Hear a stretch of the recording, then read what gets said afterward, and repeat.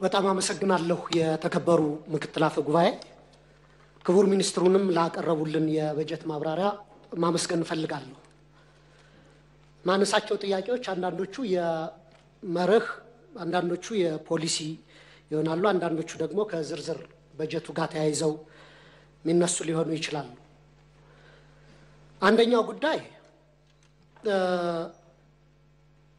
በሌሎች ተናጋሪዎችም ተነስቷል ግን አጽንኦት ለመስጠት ነው። ከቀረበው የበጀት ረቂቅ ላይ የደሞዝ ማሻሻያን በተመለከተ የተገለጸ ጉዳይ የለም። ምናልባት 269 ቢሊዮን መጠባበቂያ ይላል መጠባበቂያ ለደሞዝ ለአበል ተብሎ ተገልጿልና አጠቃላይ የመንግስት ሰራተኛው ደሞዝ ደግሞ ወደ 266 ቢሊዮን ስለሆነ ይሄ ከ269 መጠባበቂያው የደሞዝ ጭማሪን የሚመለከት ጉዳይ አለ ወይ የሚል ነው። ምክንያቱም ክቡር ሚኒስትር እንደሚያውቁት የማክሮ ኢኮኖሚ ማሻሻያው ጋር ተያይዞ በከፍተኛ ሁኔታ የመንግስት ተቀጣሪዎች ነዋሪዎች ኑሮን መቋቋም በማይችሉበት ሁኔታ ላይ ነው የሚገኙት። በግልጽ የዳቦ ጥያቄም እየቀረበ ነው። በሐኪሞች በመምህራን እየተነሳ ነው። ስለዚህ ይህ ጉዳይ መልስ ይፈልጋል። ሐኪሞች ወይም ሌሎች የመንግስት ሰራተኞች እያነሱት ያለው ጥያቄ የቅንጦት ጥያቄ አይደለም። ክቡር ሚኒስትር በመሰረታዊነት የመንግስትን ስራ ለመስራት የቤት ኪራይ ከፍለው ልጆቻቸውን መግበው ልጆቻቸውን ትምህርት ቤት ልከው የሚኖሩበት ሚኒመም የሆነ ተመጣጣኝ የሆነ የደሞዝ ጥያቄ ነው። ስለዚህ መንግስት ይህን ጉዳይ ትኩረት ሰጥቶ በበጀት ረቂቅ ውስጥ ሳያካትት መምጣቱ አስገርሞኛል እና በዚህ ጉዳይ ማብራሪያ ቢሰጥ ነው። ሁለተኛው በዚህ ዓመት ይጣላሉ ተብሎ በቀጣይ ዓመት ይጣላሉ ተብሎ የታሰቡ አዳዲስ የታክስ አይነቶች አሉ። ባለፈው ዓመት አንዳንዶቻችን እየተቃወምናቸውም ቢሆን የተጣሉ የታክስ አይነቶች በቀጥታ ለኑሮ ውድነትና ለዋጋ ንረት እያጋለጡ እንደሆነ በግልጽ ተመላክቷል። ለምሳሌ በእንስሳት መኖ ላይ የተጣለው የተጨማሪ እሴት ታክስ ይህንን ስንቃወም ነበር እዚህ ምክር ቤት። እንዴት ወደ ዋጋ ንረት ትራንስሌት አረገ ወደ ዋጋ ውድነት ትራንስሌት አረገ ሲባል የሌማት ትሩፋት አለ በሚባልበት ሀገር 1.6 ቢሊዮን በላይ እንቁላል እያበረትን ነው በሚባልበት ሀገር አንድ እንቁላል 23 ብር እንዲደርስ አድርጓል። 1 ሊትር ወተት ኦልሞስት ከ110 ብር በላይ እንዲደርስ አድርጓል።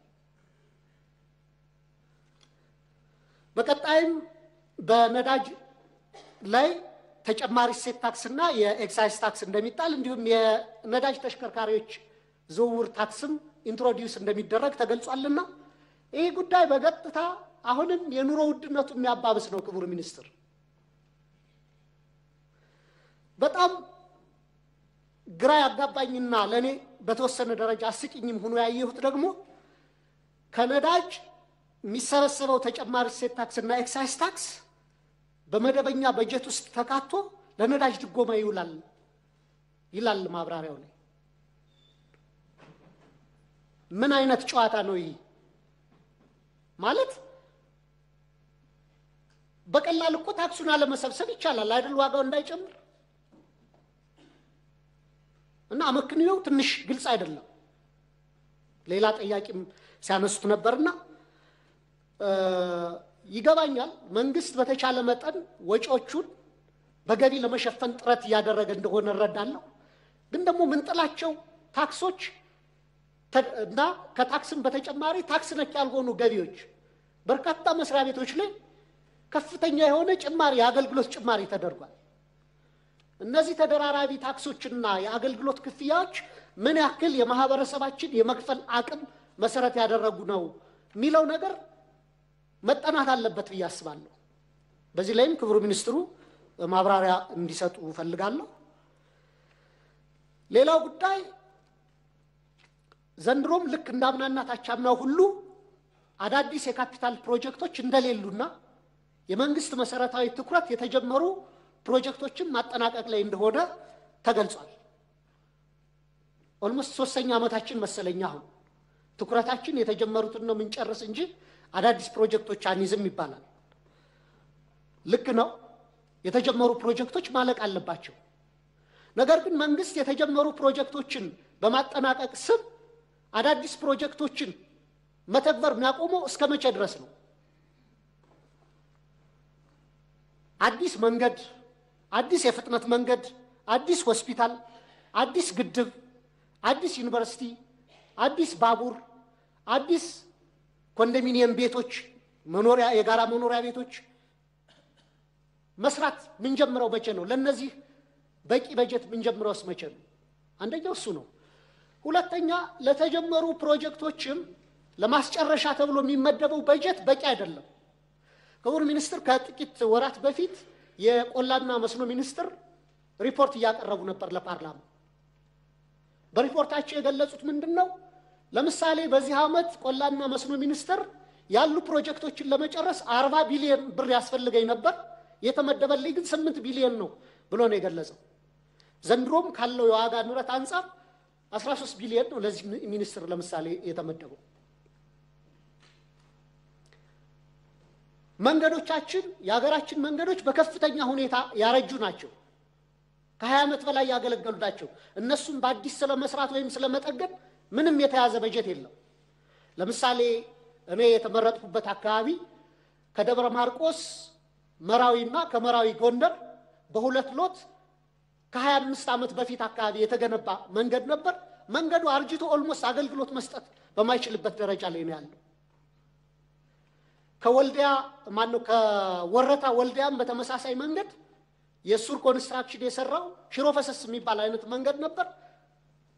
ተበላሽቶ ኦልሞስት አገልግሎት መስጠት በማያስችል ደረጃ ነው ያለው። እነዚህን አይነት ትልልቅ አገር አገናኝ መንገዶች፣ አገር አቀፍ አውራ ጎዳና መንገዶች በአዲስ የመስራት ወይ ቢያንስ ደረጃቸውን የጠበቀ ጥገና የማድረግ እንኳን በጀት እየተያዘ አይደለም በእነዚህ ዓመታት ውስጥ። እና እስከ መቼ ነው ይሄ ሊቀጥል የሚችለው? ትኩረቶቻችን አዳዲስ መሰረታዊ ለኢኮኖሚ ቫይታል የሆኑ ኢንፍራስትራክቸሮች ላይ ኢንቨስትመንት ማድረግ ምንችለው መቼ ነው የሚለው ሌላው ጥያቄ ነው። የፖሊሲ ጥያቄ በሪፖርቱ በበጀት ረቂቅ ውስጥ በዝርዝር እንደተገለጸው ክቡር ሚኒስትሩም በሰፊው ሲያብራሩት እንደነበረው መንግስት እየተከተለ ያለው ጥብቅ የሆነ የገንዘብ ስርዓት የዋጋ ንረት እንዲቀንስ አድርጓል። በርካታ የማክሮ ኢኮኖሚ የፖሊሲ ዓላማዎችን አሳክቷል የሚል ተገልጿል። የኔ ግምገማ ወይም የኔ ግንዛቤ ከዚያ የተለየ ነው።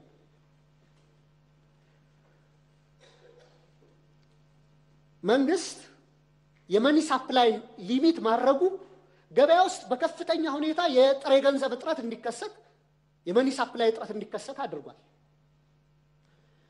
መንግስት የመኒ ሳፕላይ ማጣጣም ያለበት ከዲማንዱ ጋር ነው። ኢኩሊብረም የሆነ ዲማንድና ሳፕላይ ሲኖር ነው ምክንያታዊ ሊባል የሚችለው። ነገር ግን መንግስት ያደረገው ምንድነው? የዋጋ ንረቱ በከፍተኛ ሁኔታ በመናሩ ምክንያት ከገበያ ገንዘቡን ማውጣት፣ ባንኮች ላይ ካፕ በመጣል እንዳያበድሩ በማድረግ አጠቃላይ የገንዘብ እጥረት እንዲከሰት ተደርጎ አንዳንድ ሴክተሮች ኦልሞስት ከጨዋታ ውጭ ሆነዋል። ሪል ስቴት ሴክተሩን ማንሳት እንችላለን። የቤቶች ግንባታ፣ የቤቶች ሽያጭ ተመቷል ኦልሞስት። ይህ ሴክተር ደግሞ ከፍተኛ ኢኮኖሚ አንቀሳቃሽ የነበረ ሴክተር ነው። ስለዚህ ፎር the mere sake of ኢንፍሌሽንን ለመቀነስና ኮንትሮል ለማድረግ ብቻ በከፍተኛ ሁኔታ የመኒ ሳፕላይን በመገደብ የገንዘብ እጥረት እንዲከሰት በማድረግ ብቻ የዋጋ ንረት አንጻራዊ ቅናሽ አሳየ ብሎ መኩራራት ይቻላል ወይ? ኦልሬዲ ለስራ ማስኬጃ ለኢንቨስትመንት የገንዘብ እጥረት ነጋዴው ከፍተኛ እጥረት ገጥሞት ከፍተኛ ችግር ውስጥ እንዲወድቅ ያደረገ የገንዘብ ፖሊሲ ውጤታማ ነው ወይ ተብሎ ሊቆጠር ይችላል ወይ የሚል ነው። ከዚሁ ጋር ተያይዞ የኢንፍሌሽን ጉዳይ የተከበሩ የምክር ቤት አባላት ግርታ ውስጥ ገብተው ያነሷቸው ነገሮች አሉ። በሱ ላይ ለምሳሌ 34% ከነበረበት አሁን 16 15 14% ደረሰ ማለት ቤዚራችን ከባለፈው አመት ጋር ስናወዳድረው ነው እንጂ በፊት ከነበረው ከመነሻ አመቱ ጋር ሲወዳደር አይደለም። ይህ መገለጽ ነበረበት በሪፖርቱም በዚህ በበጀት ማብራሪያውም ላይ። ለምሳሌ 2014 ላይ 34% ጭማሪ ነበር ሲባል 2017ን ስናይ የ2014 2015 2016 2016 ቤዝ አድርጎ ነው። ስለዚህ እነዚያ ጭማሪዎች አሉ ማለት ነው። አክቹአሊ ከመነሻ አመቱ ጋር ቤዚራችን 2010ን ብናረጋው በብዙ መቶ እጥፍ ነው የዋጋ ንረቱ የጨመረው ማለት ነውና እነዚህ አይነት ነገሮች ለምክር ቤቱ ግርታ እስኪፈጥሩ ድረስ ተሸፋፍነው መቅረብ የለባቸው፣ በይፋ መገለጽ አለባቸው ነው። ሌላው ከነዳጅ እና ማዳበሪያ ድጎማ ጋር ተነስቶ ማብራሪያ ቀርቧል። ጥያቄ ምንድነው? ይህን ያክል ገንዘብ በብዙ መቶ ቢሊዮን ብር ለነዳጅና ለማዳበሪያ ድጎማ እያደረግን የነዳጅና የማዳበሪያ ዋጋ ግን በየአመቱ እጥፍ ጭማሪዎችን ከማድረግ ሊታደገው አልቻለም። ይሄ ድጎማቸው በዓለም አቀፍ ገበያ ላይ ካየነው የነዳጅም ሆነ የማዳበሪያ ዋጋ ባለፉት 10 ዓመታት የተለየ ዋጋ ጭማሪ የለውም። በእርግጥ አንዳንድ ሰፕላይ ቼን ዲስራፕሽኖች ነበሩ። ያ በሌለበት ሁኔታ መንግስት የውጭ ምንዛሬን በነፃ ገበያ እንዲተገበር ከማድረጉ ጋር ተያይዞ የመጣው ጫና በስጋትም ስናነሳ የነበረው ጫና አሁንም መቋቋም ማንችለው የዋጋ ውድነት የሸቀጦች ዋጋ ውድነት እያደረሰ ነውና እንዴት ነው መቆጣጠር ምንችለው? ቢያንስ እስካሁን የተከሰተው ተከሰተ፣ እስካሁን የተፈጠረው ጉዳት ተፈጠረ። ከዚህ በኋላ ያለውንስ በየአመቱ በጥፍ ሁኔታ የማዳበሪያን የነዳጅንና ሌሎች መሰረታዊ ሸቀጦች እድገትን መቆጣጠር ምንችለው እንዴት ነው የሚለውን ማንሳት ፈልጋለሁ። በመጨረሻ አሁንም ቢሆን ለምሳሌ ለኢኮኖሚ ሴክተሮች ለማህበራዊ ሴክተሮች የተመደቡ በጀቶች በጣም ትንሽ ናቸው ከጠቅላላ በጀቱ አንፃር ሲታይ። ለጸጥታ ዘርፍ የመደብናቸው በጀት ደግሞ በመቶ ቢሊዮኖች ነው። ለመከላከያ፣ ለደህንነት፣ ለፌደራል ፖሊስ ለእንደዚህ። ጥያቄ ምንድነው? ካለፉት ጊዜያቶች ጋር ስናወዳደር ብዙ ሰው ይህ እንደማይመቸው ይገባኛል። የኔ ፓርቲ ውስጥ ያሉ ሰዎች ጨምሮ ካለፉት መንግስት ጋር ከኢህአዴግ ጋር ሳወዳደር እሪ ያሉ የሚጮሁ ሰዎች እንዳሉ አውቃለሁ። ግን ደግሞ ኢህአዴግ ከደርግ ጋር ራሱን ሲያወዳድር እንደነበር ሁሉ ብልጽግናም ከኢህአዴግ ጋር ውጭ ከሌላ ጋር የምናወዳድርበት ቤዝ ስለሌለ ነው። ስለዚህ